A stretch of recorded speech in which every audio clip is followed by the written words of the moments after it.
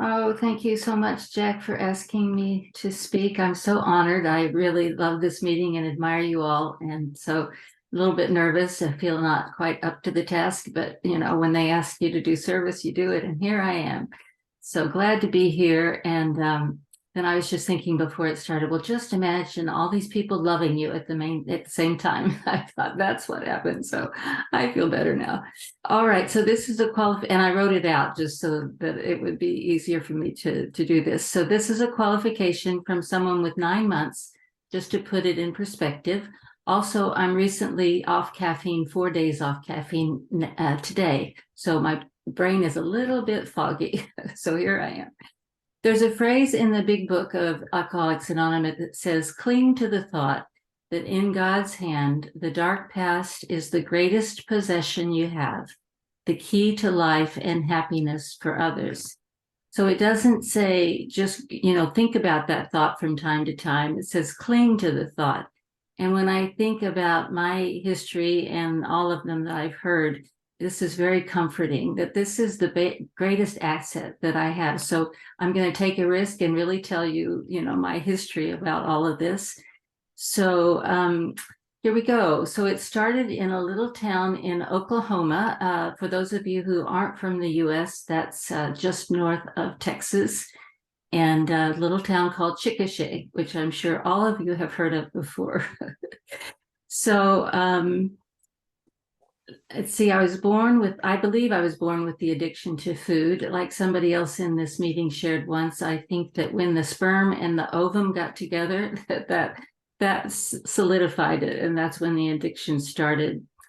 So my parents, I was born to a father who was Irish Catholic, and my mother was the daughter of an Indian and cowboy, and this was during just after those days. And they had 6 children. They had a tough life. They had 6 children within 8 years, which you can imagine the chaos. Plus, the first child was born with stillbirth, was dead at childbirth. So there was a lot of trouble going into the family, and already various addictions for my parents. So I was the first daughter. There was an enormous amount of chaos and yelling and screaming and abuse. It was just a pretty tough way to grow up. And I know that I developed a body distortion. Image of my body was distorted early on. And this may be creepy, but I'm just going to say it anyway. My father would show me the Miss American pageants and look at the body sizes and tell me the women he liked. So I learned what I needed to look like to be loved. And that sort of plagued me out throughout my life. I learned to hold my stomach in to try to reduce my stomach size, which was always too large. And really, I haven't felt good or as good about my body until the gray sheet. So thank you, gray sheet, although that's just one of the aspects, of course.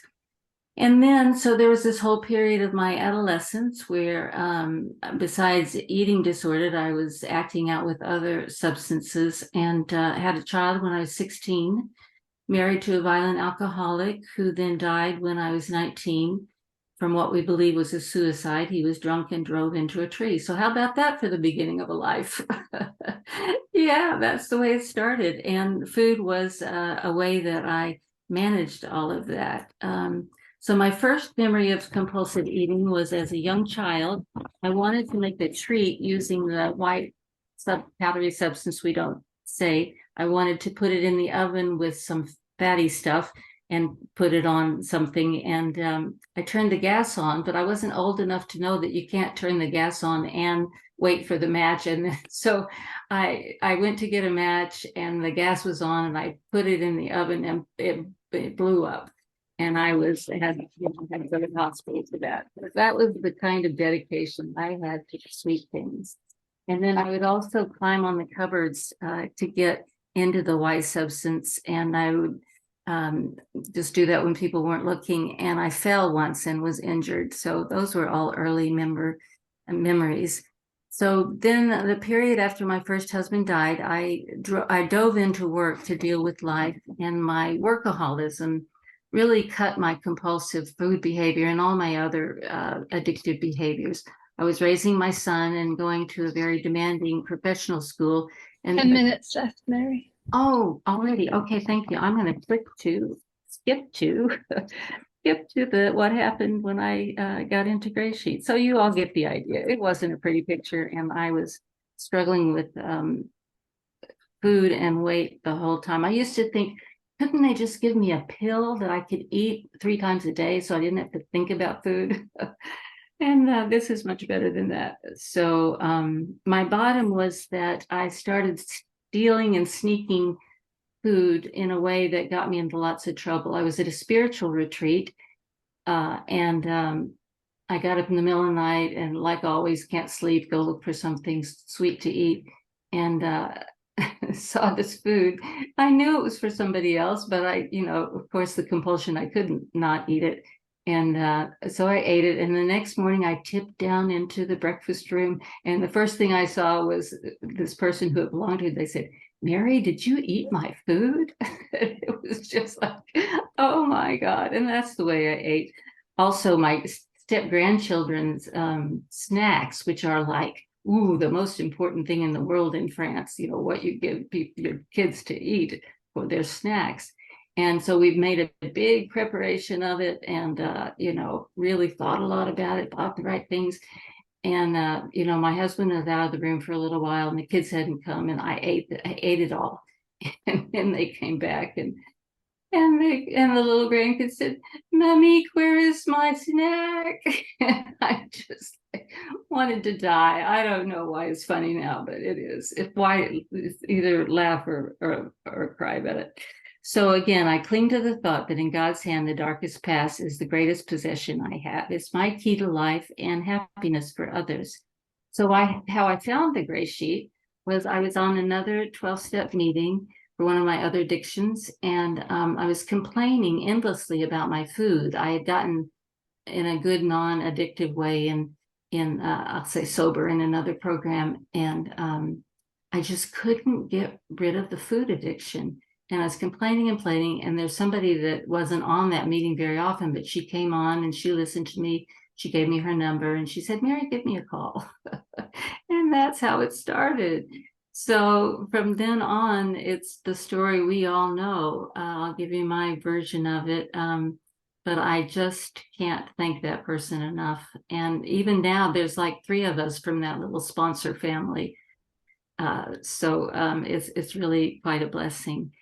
And so for me, it was like part of the 12th step that I wasn't able to do. So the 12th step is, practice these principles in all our affairs, but I just couldn't get over the food, even though I'd done the steps in that other program for the food.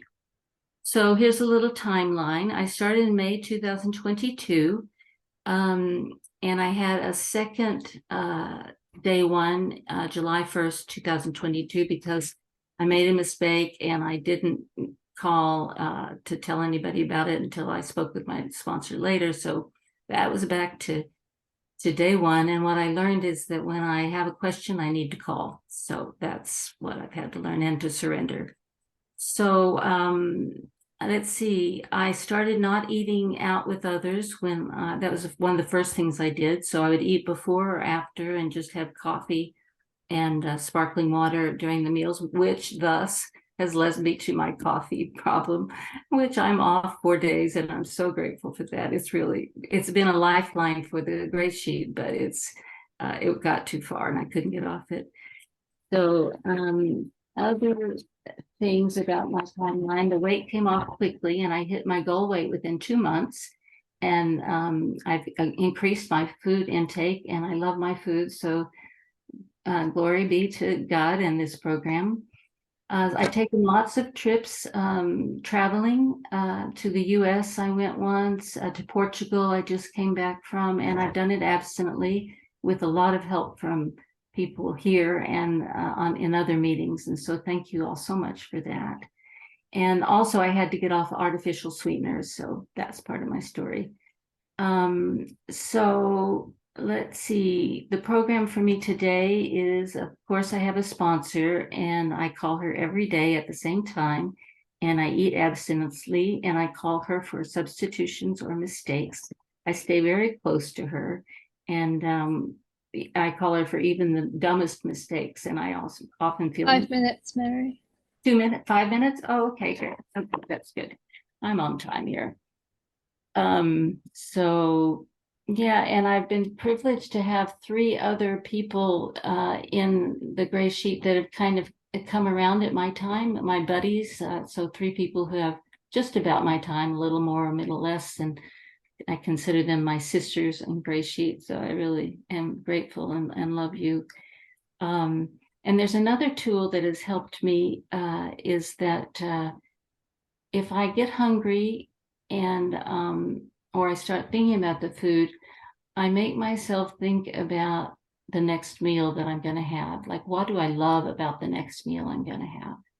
And that helps me just it gets the cravings away. Mostly I haven't had cravings much at all for a long time, but they've come back with stopping the coffee. So I'm sure they'll go away again. And then recently I was calling somebody about my coffee problem and in the gray sheet, and she told me to pray this prayer. I thought I would say it because I've been doing it, and it's so I know a lot of you know it, but I'm just gonna say it. And acceptance is the answer to all my problems today. When I am disturbed, it is because I find some person, place, thing, or situation, some phase of my life unacceptable to me, and I can find no serenity until I accept that person, place, thing, or situation as being exactly the way it is supposed to be at this moment.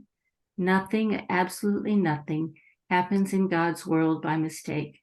Until I could accept my alcoholism or my food addiction, sugar addiction, I could not stay sober unless I accept life completely on life's terms.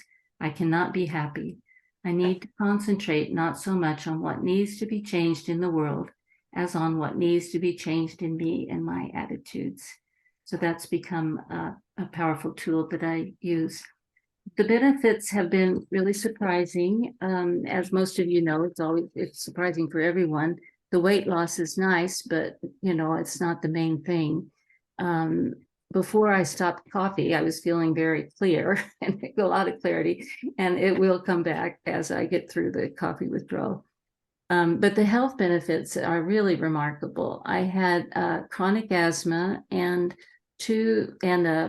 a digestive problem, and I'd been on 4 medications for those, and I'm off all 4 medications, and those problems have just disappeared.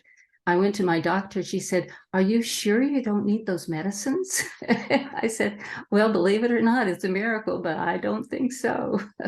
So I keep them in my little medicine bag. Thank you, Laura. Thank you. I put them in my medicine bag in case I need them, but I haven't needed them, since I guess maybe a month and a half or 2 months into the gray sheet. So another glory to be to God. So I have a strong spiritual practice that I've developed over the years, and that I believe that a spark of God is inside me, and I must take care of my body and my mind as taking care of a part of God. And so this gray sheet really is exactly the thing for that. This is the best way I know how to take care of my body. And for my mind, it helps enormously also. So I'm really dedicated this for the rest of my life. It's what I need to, was the next right step in my spiritual growth, and has been a godsend.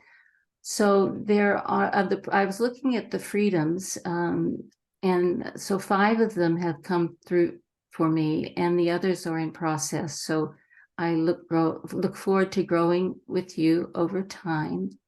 And if you're wondering, my son is 48 years old, living in New York, and we have a wonderful relationship today. God bless you.